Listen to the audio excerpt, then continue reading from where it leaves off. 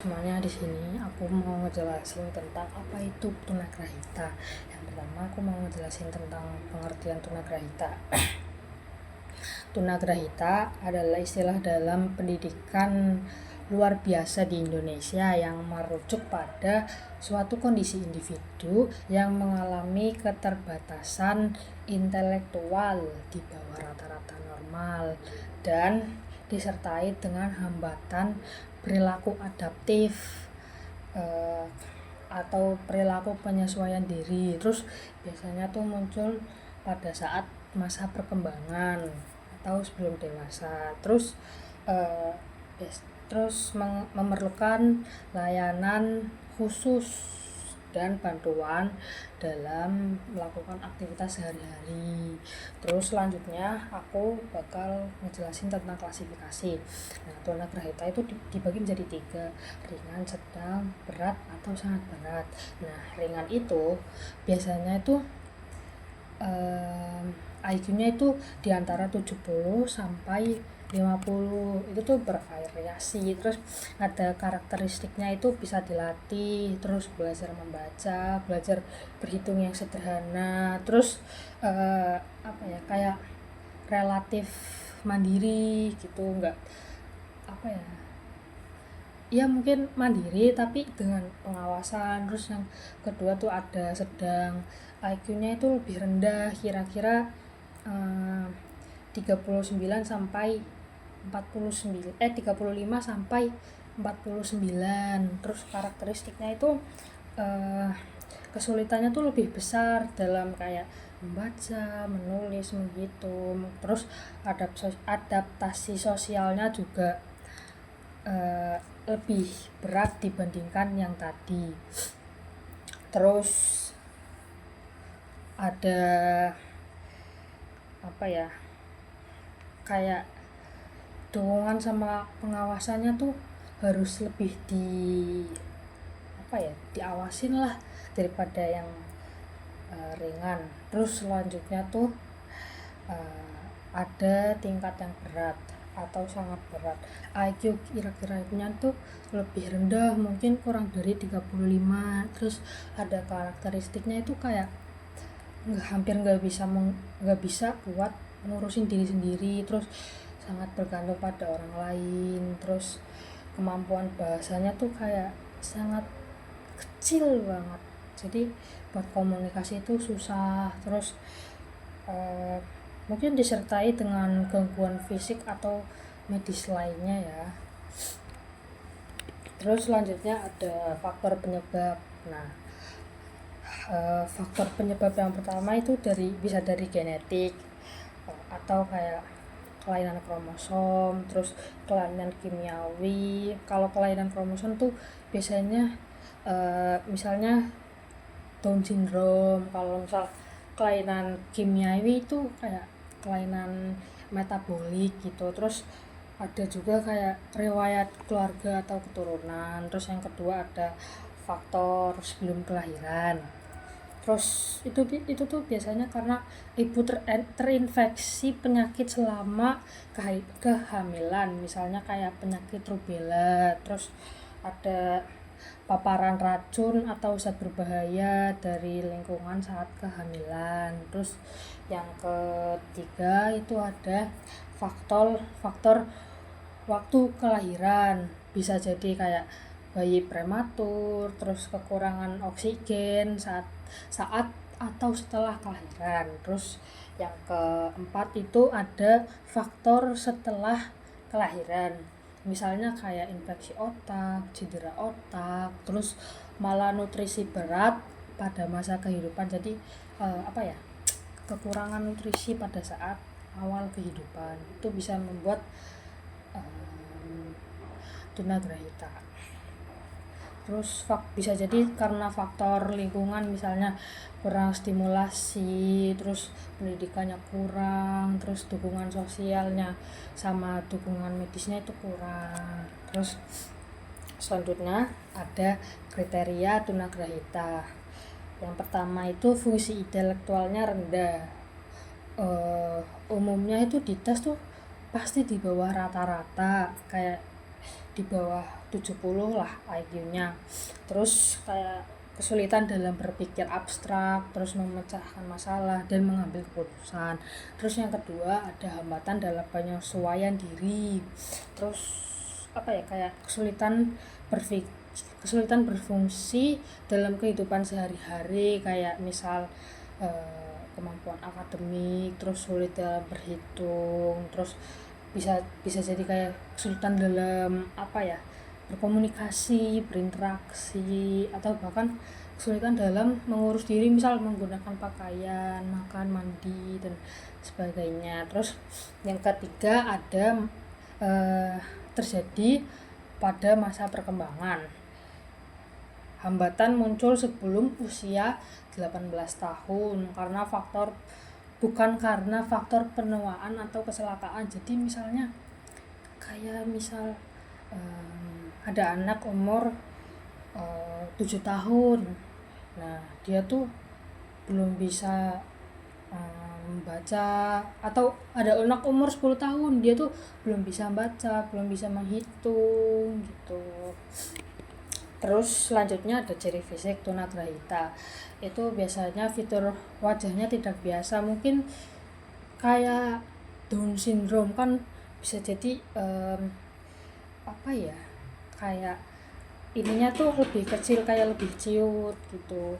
Terus ukuran kepalanya abnormal, bisa jadi kayak lebih besar atau lebih kecil dari orang normal biasanya. Terus selanjutnya ada kelainan pada tangan dan pada kaki. Terdapat malformasi atau kelainan pada tangan dan kaki. Terus selanjutnya ada gejala lain. Beberapa anak mungkin menunjukkan gejala seperti kejang, kelesuan, ataupun mengiler. Kan banyak tuh anak yang mohon maaf, kayak misal apa-apa ngiler, kayak diajak bicara juga nggak nyambung gitu. Terus ada penanganan.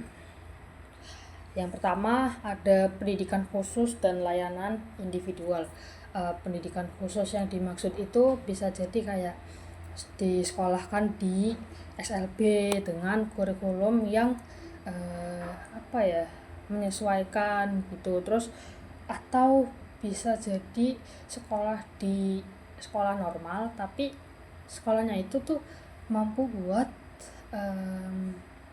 apa ya, buat kayak memadai. Kan sekarang ada tuh sekolah normal yang menerima orang-orang yang disabilitas gitu. Terus ada terapi dan latihan keterampilan. Itu tuh bisa kayak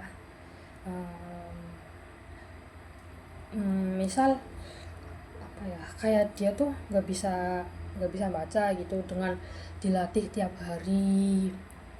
Terus misal nggak bisa nulis, diajarin pelan-pelan tapi secara intens. Terus selanjutnya ada keterampilan hidup mandiri.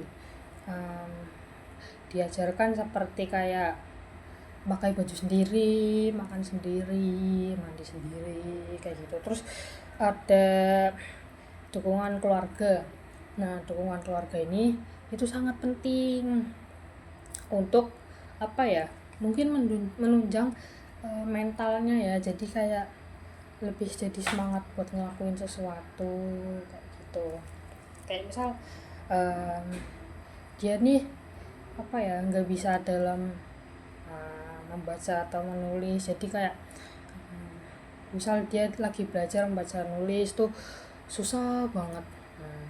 Perlu dukungan keluarga. Terus selanjutnya ada pendekatan medis jika perlu.